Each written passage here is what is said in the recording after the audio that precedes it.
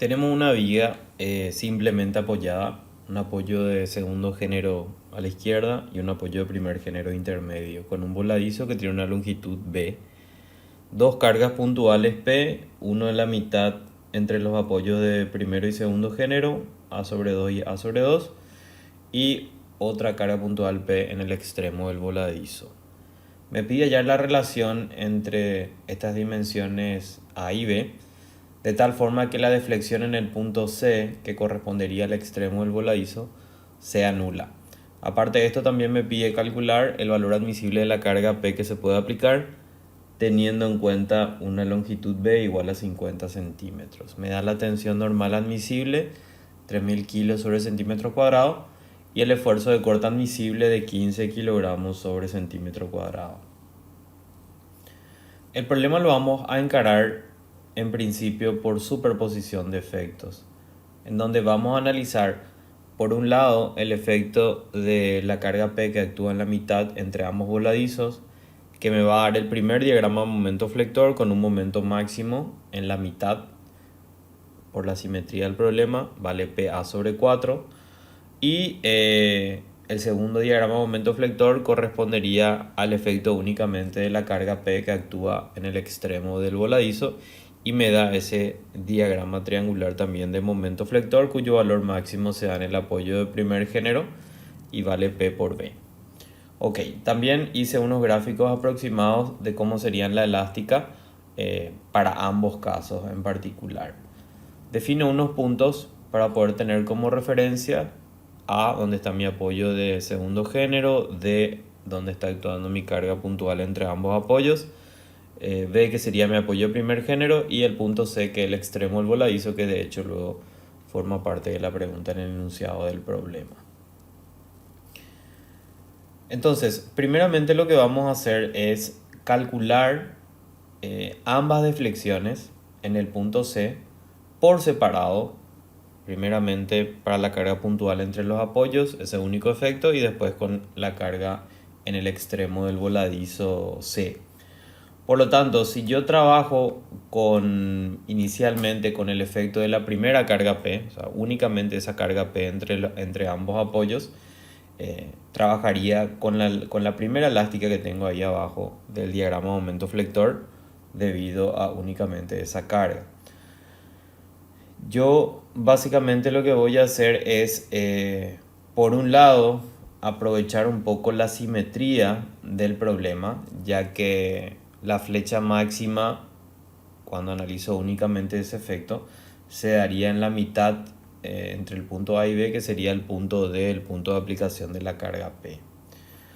Por lo tanto, si yo trazo una tangente por B y trazo una tangente por D, que está en la mitad, A sobre 2, A sobre 2, me tendría que dar directamente ese ángulo θ sub dB.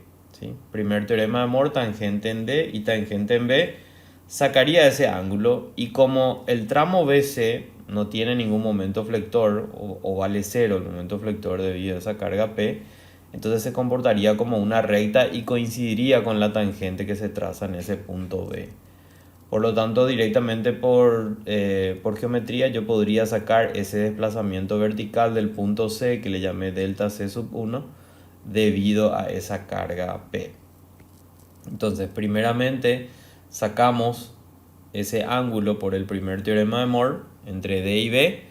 El primer teorema de Moore es únicamente el área bajo la curva dividido E por I, donde esa área bajo la curva correspondería entonces a P por A sobre 4 por A sobre 2 dividido 2, el área de ese triángulo rectángulo, y ahí tengo, por supuesto, en el cociente también E por I.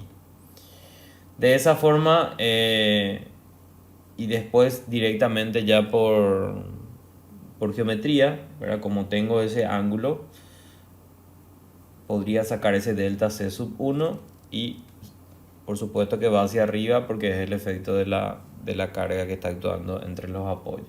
Entonces esa deflexión ya tengo y va hacia arriba. Eso por un lado. Por otro lado, si yo analizo el efecto únicamente de la carga P que actúa en el extremo del voladizo C, voy a trabajar con el segundo teorema de Moore en este caso. Trazaría una tangente por A y una vertical por B para poder tener ese segmento delta sub AB. Y después trabajaría también con la misma tangente por A y con una vertical en C para sacar ese segmento por el segundo teorema de Moore delta sub AC. Y después, por una semejanza de triángulo, yo finalmente estaría determinando ese delta sub C2, que sería lo que va a descender ese punto C debido únicamente al efecto de la carga P que estamos aplicando en el extremo del voladizo. Entonces, delta sub AC, yo trabajaría con la tangente en A y la vertical en C. Tomaría ya el área completa, por supuesto. Siempre momento estático con respecto a una vertical que yo voy a trazar en el punto C.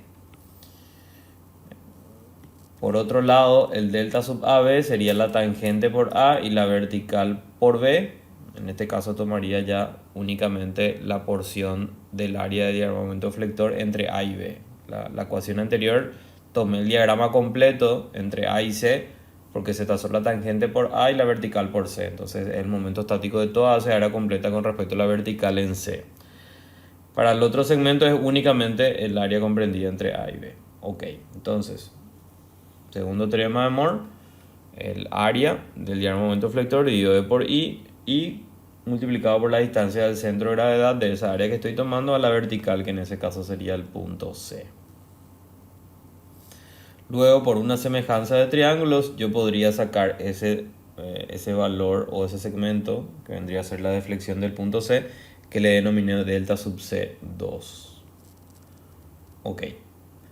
Una vez determinados estos dos valores, la pregunta del problema es justamente la relación entre esos segmentos A y B, de tal forma que la deflexión en ese punto C se anula. Entonces, el efecto de la carga entre los voladizos, que es P, hace que el punto C vaya hacia arriba, y el efecto únicamente del mismo valor de carga P, pero en el extremo del voladizo en C, va hacia abajo. Entonces lo único que tengo que hacer es una suma vectorial o igualar el módulo, que es lo que yo hice en este caso, y sacaría esa relación entre A y B para que se cumpla esta condición del problema, que la deflexión sea cero en el extremo del voladizo. Esa relación me sale que A es a B, o sea, A sobre B es igual a 6,19434, que es una relación. Sería la primera pregunta del problema. Después me dice que tome un valor de B igual a 50 centímetros. Por supuesto, ya con esta relación entre A sobre B, y calcule cuál es la máxima carga P admisible que se puede aplicar al sistema teniendo en cuenta el esfuerzo normal y el esfuerzo cortante admisible. Entonces, ahí yo vuelvo a trabajar por superposición de efectos. Acá realmente tengo un poquito más ordenado prácticamente el mismo esquema, para que quede un screen un poco más ordenado de lo que hicimos, ¿verdad?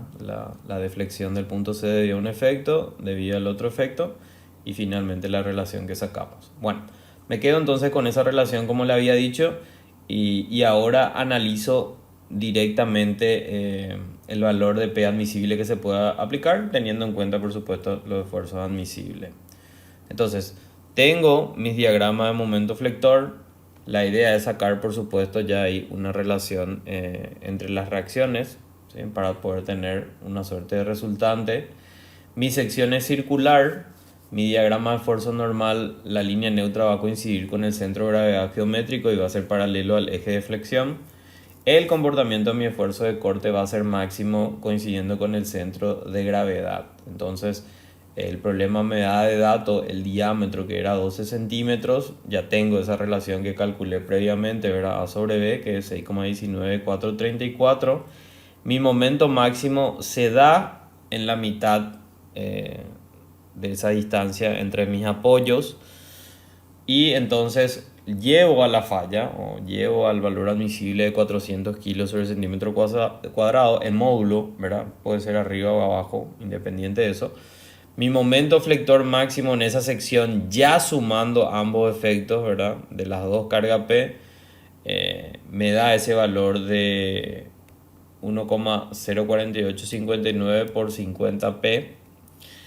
Multiplico por la coordenada del centro de gravedad al punto más alejado, que en este caso sería el radio, ¿verdad?, de mi sección circular, y divido entre la inercia de la flexión, que sería pi por diámetro a la cuarta sobre 64. De esta manera yo determino la carga P máxima que se le puede aplicar en mi sistema, teniendo en cuenta la condición de que no se sobrepase el esfuerzo normal admisible de 400 kilos sobre centímetro cuadrado.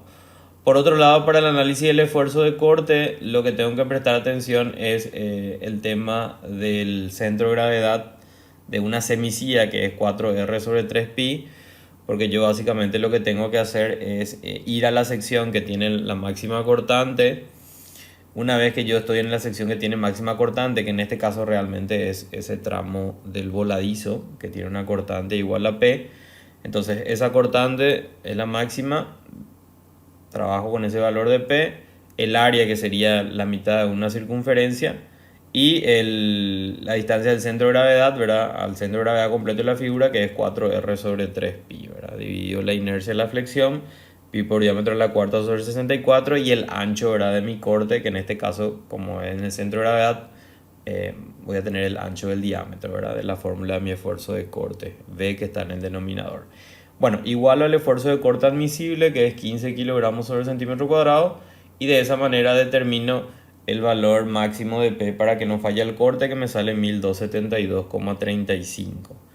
Entonces, entre 1294 y 1272,35 me quedo con el menor valor, que es 1272,35, y eso correspondería a la máxima carga P que se puede aplicar a mi sistema.